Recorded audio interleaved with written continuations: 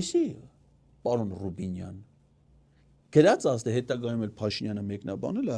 որ սրանով Նիկոլ Փաշինյանը պատմության մեջ առաջին անգամ Արցախը ճանաչել է Ադրբեջանի կազմում։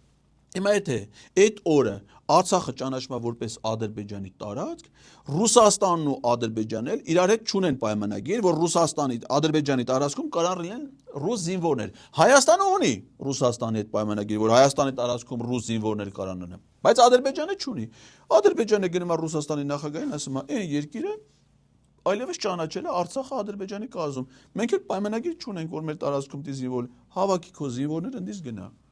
Նրանց ասում է, «Բա հայերը, նրանց անվտանգությունը», ասում է, «Շատ լավ, ես կպայմանավորեմ»։ Հետո Նիկոլ Փաշինյանը պայմանավորում է Իլհամ Ալիևի հետ, Արցախը պահում եք շրջափակման մեջ, որպեսզի հայերի համար այնտեղ դառնա անտանելի պայմաններ, չկարողանան այնտեղ ապրել։ Ադրբեջանը մի օրով հարձակվում է